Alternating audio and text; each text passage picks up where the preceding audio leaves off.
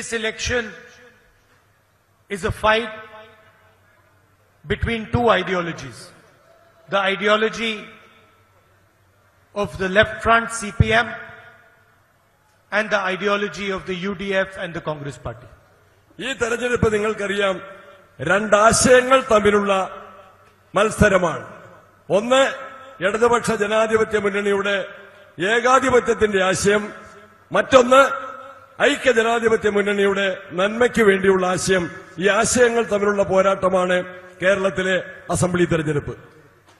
And for the first time, we are seeing that there is a partnership between the BJP and the left front. നമ്മൾ ആദ്യമായിട്ട് കാണുന്നു Marxist പാർട്ടിയും BJPയും തമ്മിൽ ഒരു ബന്ധം, ഒരു പാർട്ണർഷിപ്പ്, ഒരു കൂട്ടുകച്ചവടം കേരളത്തിൽ അവരേർപ്പെട്ടിരിക്കുകയാണ്. Normally, this would be quite surprising that a left party is allying with the extreme right party. ഇതിന്റെ പ്രത്യേകത എന്താണ്?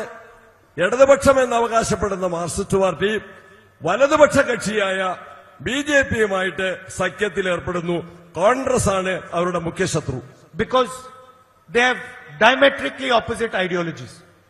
അവര് യഥാർത്ഥ പുരോഗമന ചിന്താഗതികളെ, കമ്മ്യൂണിസ്റ്റ് ചിന്താഗതികളെ അവർ തകർക്കുകയാണ്. So the question is, how is it possible that left party is partnering with the right party? ചോദ്യം ഇതാണ്, എങ്ങനെ ഒരു യഥാർത്ഥ ഇടതുപക്ഷ പാർട്ടിക്ക് വലതുപക്ഷ ചിന്താഗതിക്കാരുമായി, കക്ഷികളുമായി എങ്ങനെ ഐക്യത്തിലും ധാരണയിലും പോകാൻ സാധിക്കും? അതാണ് ഞാൻ ചോദിക്കുന്ന ചോദ്യം. This is like a puzzle. This is like a puzzle. ഇത് തികഞ്ഞ അവസരവാദപരമായ നയമാണ്. ഇത് തെറ്റായ സമീപനം തന്നെയാണ്. And some answers are sitting with us on the stage.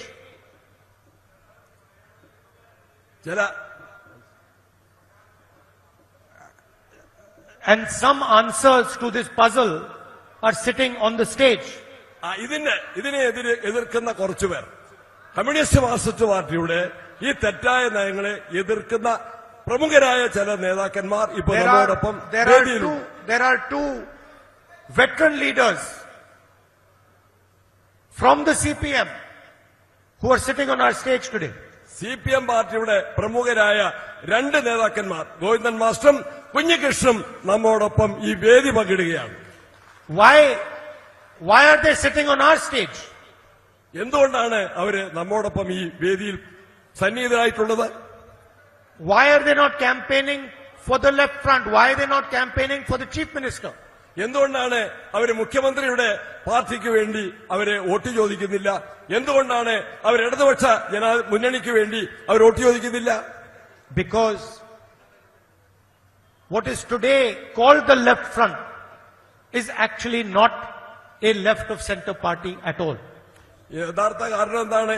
ഇന്ന് കേരളത്തിൽ ഇടതുപക്ഷം എന്ന് പറയുന്നവര് യഥാർത്ഥ ഇടതുപക്ഷമല്ല, പുരോഗമന ചിന്താഗതിക്കാരല്ല, അവര് വലതുപക്ഷത്തേക്ക് മാറിക്കഴിഞ്ഞിരിക്കുകയാണ്. In fact, the reason they are partnering with the BJP is because they are both corporate parties.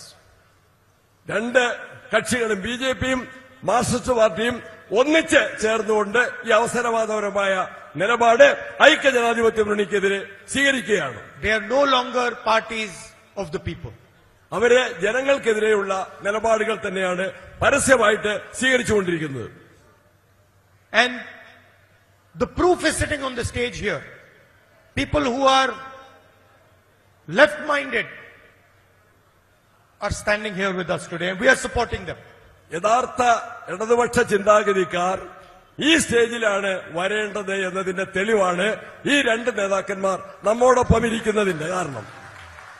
Now you might ask me, how can I say that the BJP is supporting your chief minister? ഞാൻ ചോദിക്കുന്നത്, എങ്ങനെയാണ് BJPക്ക് ഈ മുഖ്യമന്ത്രിയെ എങ്ങനെയാണ് പിന്തുണയ്ക്കാൻ സാധിക്കുന്നത് എന്ന് ഞാൻ ചോദിക്കുകയാണ്.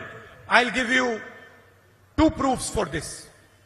അതിന് രണ്ട് തെളിവുകളുണ്ട്. BJP മുഖ്യമന്ത്രിയെ സഹായിക്കുന്നതിന് വ്യക്തമായ തെളിവുകൾ നമ്മളുടെ മുൻപിലുണ്ട്. The first is wherever the Prime Minister goes, he talks about temples, he talks about religion, he talks about God.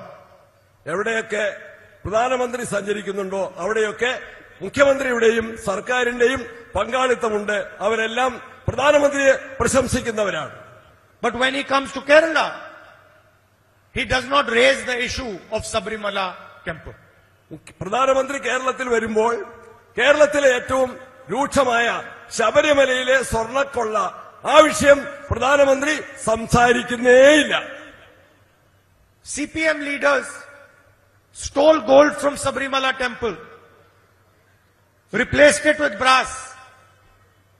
No action has been taken against them. And the so-called defender of Hinduism comes to Kerala and says nothing about Sabrimala.